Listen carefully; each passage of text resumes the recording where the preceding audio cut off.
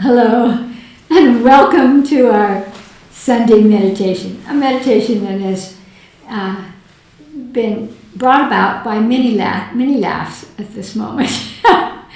And laughter is good. It's a great way to meditate on life, is to feel the joy rush up in you and the feeling of happiness, because that's actually what meditation can amplify in us, our joy of life and the goodness within our hearts.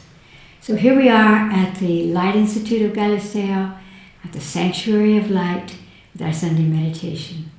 For those of you who have never participated before, we divide the meditation into 3 parts.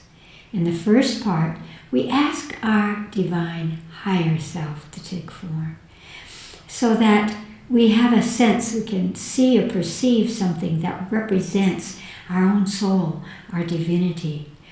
And that helps us to align our energies, to uplift ourselves as we meditate. And so we will ask the higher self to take form, we will ask it to touch our body, to enter us, so that we can sit in meditation. After we've done that, I'll make a little Om sound, and you can push your pause button so that you can meditate for as long as you like. And then in the second part of the meditation, we practice what we call the art of radiance, which means amplifying the light that we draw to ourselves and we extend out from us. And so we reach up with our consciousness and we pull a beam of white light down through the top of our heads, down into the solar plexus, the stomach area, and from there we laser that beam of white light out across the planet so that we're bringing light to the planet. This helps us with part of our purpose in life. And then back into the cosmos, and we just keep drawing it down, radiating it out for our meditation. Again, an Om. And then in the third part of the meditation, we pick a situation or anything that's going on in the world that we would like to extend our consciousness towards, to uplift it, to resolve it, to feel the power of our participation. And this week, we will include ourselves in that third part of the meditation in calming the energies, calming our energies, becoming calm and peaceful so that we can expand our consciousness.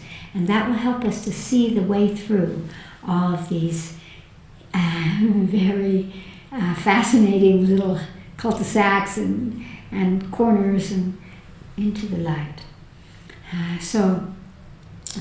It's fall in the northern hemisphere, it's spring in the southern, and we are having big winds.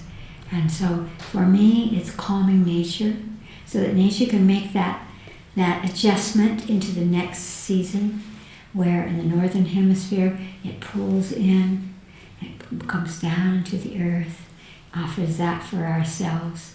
And the same in the energy of shifting in the southern hemisphere, of rising up. So it's that change of seasons that often causes a lot of imbalances both in nature and in our own bodies. So we will just simply see what frequency of light will calm our consciousness, allow us to have that stillness that we have been practicing in our meditation, and radiating that out so that we are seeding into all of Gaia and into everyone else a sense of balance, a sense of peaceful, calm energy that allows us to expand our consciousness. Let's begin. Close your eyes. Take a deep breath into your body and breathe out slowly through your mouth, making this sound. The exhalation brings us into a meditative state. So breathe in again and slowly breathe out.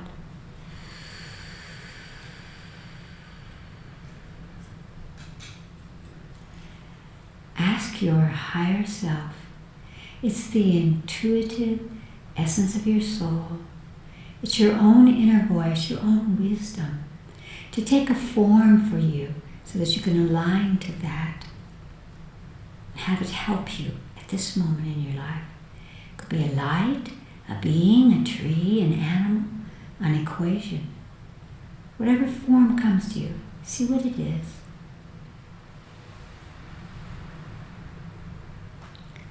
And now ask your higher self to touch the place in your body where you hold your divine source, your divine essence. Just imagine where your higher self touches your body. Focus right there. And breathe into that touch so that it begins to quicken your frequency, support you. And now draw the image, the energy of your higher self into your body through that point. And then sit in meditation as your own higher self.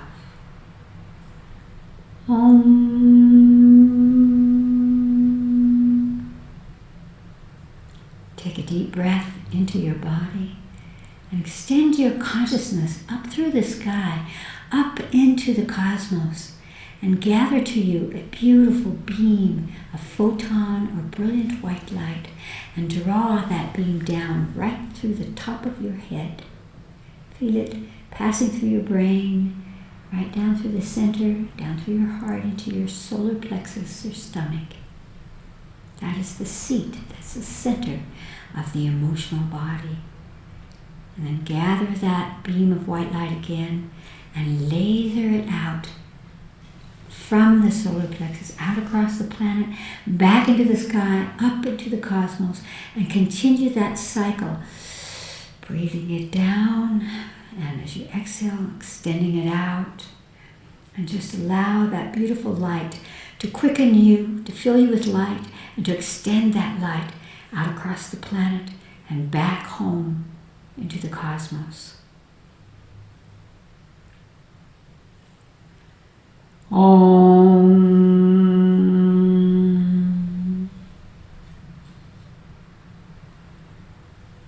Take a deep breath into your body and ask your body and all of this planet and all of the life forms and the beings what frequency of light is needed at this moment to bring calm, centered energy that allows for the consciousness to expand. Just see what color comes to you at this moment.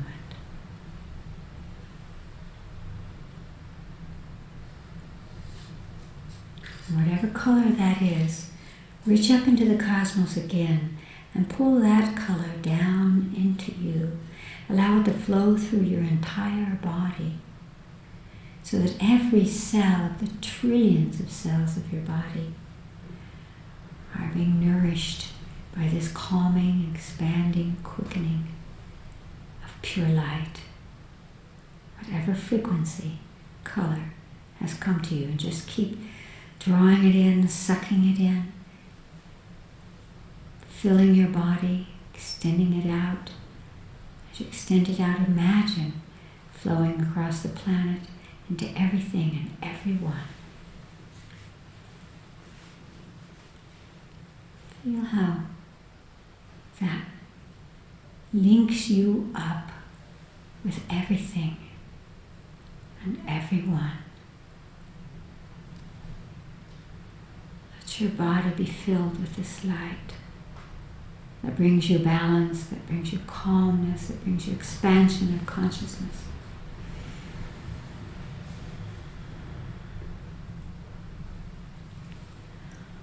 Om.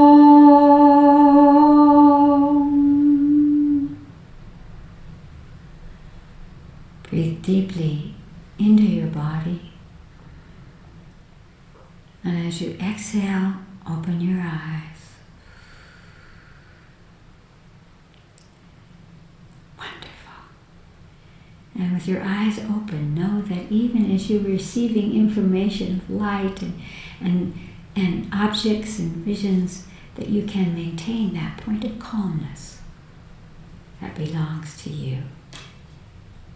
And again, each of you are the apex of your own pyramid of beings that surround you, that belong to you. And so as you touch into these higher octaves, you will exude that out, and that becomes a gift to everything and everyone around you. So thank you for that. And now the second part of our meditation is called knowings. And each week we receive questions from around the world, and we speak to them so that we can all be uplifted and hopefully expand our connection and possibilities of information and consciousness. So Allison will tell us these questions that we have for this week. Allison, what have we got? The first question comes from Iceland. Iceland. Dear Chris, why is it that expanding my consciousness and horizons is a bit frightening? I guess another way to ask this is, why does it feel so much safer to stay put just at the moment I'm about to move on to something bigger, which inevitably leads to self-sabotage? Well, the pattern of self-sabotage is a pattern that is very familiar to all of us. It is the putting on of the brakes because we are comfortable with the smallness. We are comfortable with our routines, with our self-identity, whatever it is. But when we feel that push, which everyone is feeling right now, that push to grow on, to try something new, to expand, to change, that is what is exuding from every corner and every molecule across our planet. And I call that the cosmic boot that's saying you must stretch out, you must stretch your consciousness. And so the discomfort of that comes because the ego self cannot recognize this new potential. What will I be? Who will I be? What will I do? How will I be loved? How will I be successful? All of that chatter of the mind comes in just at the moment when all of our subtle bodies and our consciousness are ready to take that leap and reinvent who we are. So have a little humor about that self-sabotage, and know that I want to say that you should honor yourself, that you are conscious enough to recognize that it is self-sabotage, that some part of your emotional body is saying, no, let's just stay the way we have. However small, however incomplete, at least we have it. And never allows us to imagine what we could be, what we could have in terms of energies and potential around us. And so you are already really 1 foot across that abyss and already ready to leap. So just give yourself that courage to do that leaping and say to your body, we want this. This is for you, body. And make that leap. One way to do that is to simply connect within your body the courage for change. Now, the way we would do that in an exercise in consciousness, which I'll just speak to you about, is you would close your eyes and ask your body, where am I holding the energy of courage to change, to expand, to quicken my consciousness so that I can see worlds and energies that I had not seen before. And then wherever you kind of get a nudge, a sense in your body that you hold that courage, bring your conscious awareness to that place, prick it open. Imagine that you're opening it and all of that courage flows through you. And that will quicken your frequency and help you to really expand your consciousness. So often, because of our cultures, because of our families, because of the worlds that we live in, we want to hold on to the truths that we have come to recognize. Whereas when we expand our consciousness, we see bigger truths. We see the truths of other beings. We see potentials that we could not recognize before. And so giving yourself the courage and doing it through your body, which is your vehicle. We don't usually think of our body as being the vehicle of consciousness. We think of our heads, which are the vehicles of thought and mind. There's mind in every cell, but consciousness is something bigger and more expanded. So do that exercise in consciousness and just say to your body, yes, yes, I will expand my consciousness. I can. I am more. I am bigger. Great love to you, Iceland. And the next two questions come from New Jersey, USA. Dear Chris, first of all, I want to thank you from the depth of my soul. I have been following your work since the 90s, and I've watched and applied everything you've released on YouTube since the advent of COVID, and do credit your teachings with helping me to save my life. I nearly transitioned due to COVID, but I did survive it, and I'm left with two questions. First, the delirium I experienced in hospital was quite possibly a near-death experience, which I experienced as incarnational memory, sort of simultaneously. I've been told that whilst unconscious, I kept doing a mudra with my hands, a mudra I had not heard of, the Kalesvara mudra. Will you please speak to this?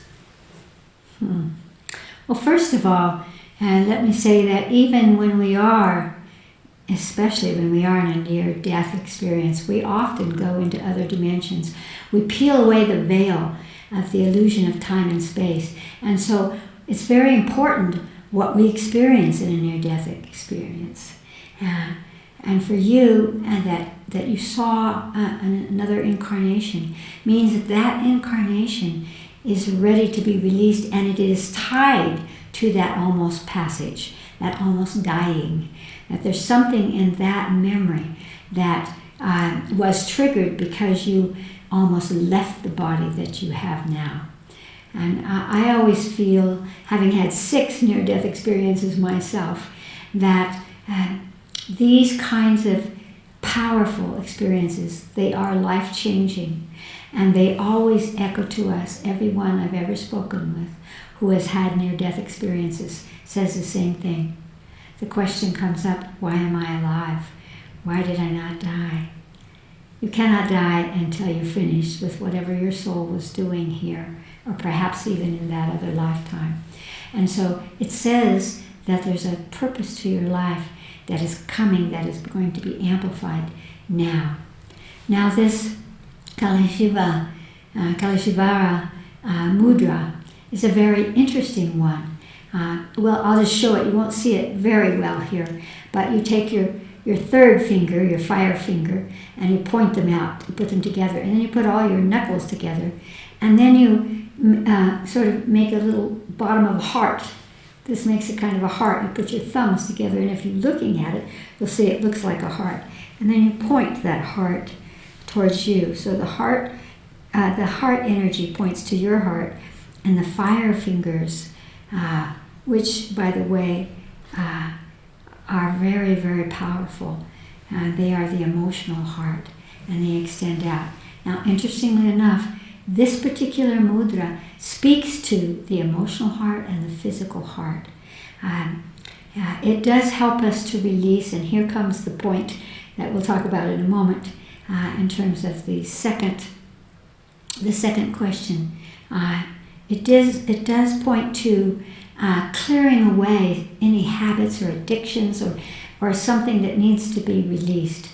And I think that you were talking about that sense of something else there. And so this mudra, doing this mudra, if you were doing this in a delirium, it's because you knew this mudra. And you may have even picked up this mudra from yet another incarnation of your soul. This is why doing incarnational work is so important. It's why I've been doing it for almost 67 years.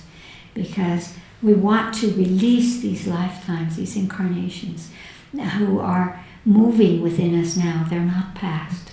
They are sculpting that which we experience and that which we learn and release in this lifetime. So it's interesting that you had never seen it before, but of course you had.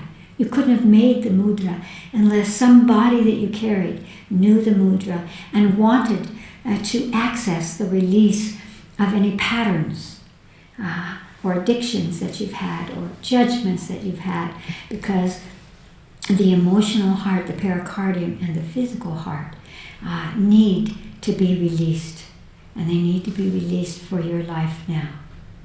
So that's the first one, and you might find yourself doing it again and just sitting, and what you want to do is to really thank your body for bringing that consciousness to you, and know that whether you have addictions or patterns in this lifetime or not, that by doing this mudra, it is altering energies that are stuck within you.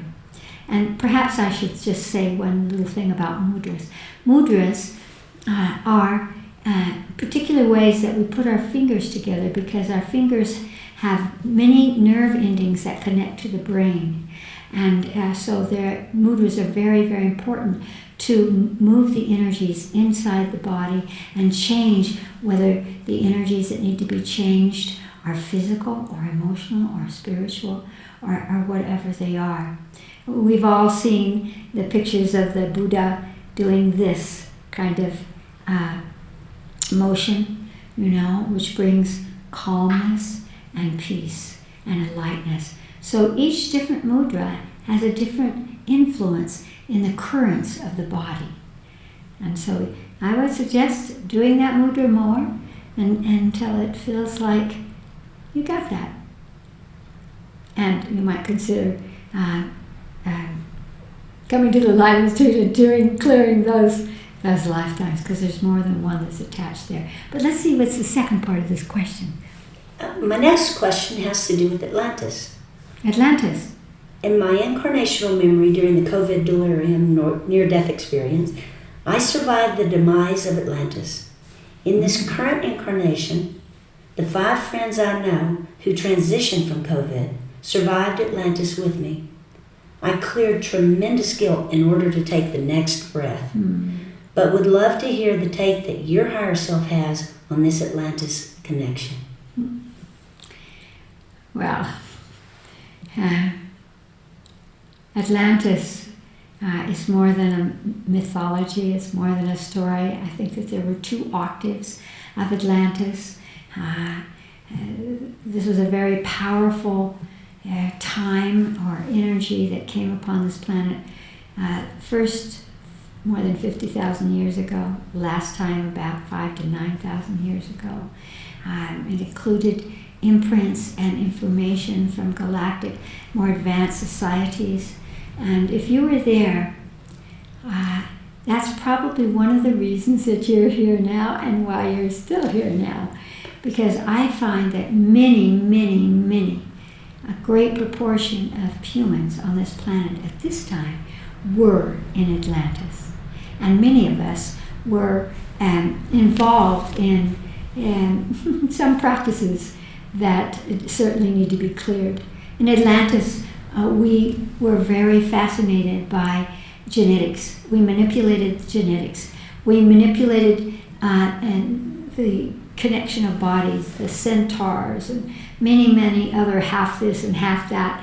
That's why in the olden times they called them the gods, which of course were the galactics who were playing with genetic possibilities for their own uses. So in that we divided the male and female, which were much more homogeneous at that time. We separated them out because we wanted to play with the difference between the yin and the yang, the male and the female, which has caused us no end of grief over the last many thousands of years. And those energies are being rebalanced now as we become more androgynous in our energies. You may be in a male body, but you may carry female energies from many incarnations that can be useful to you, and vice versa.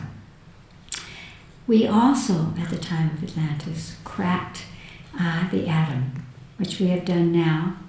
And I feel that, and my higher self always shows me this, that cracking of the atom actually was what destroyed Atlantis the second time. And so there's a lot of guilt in terms of that.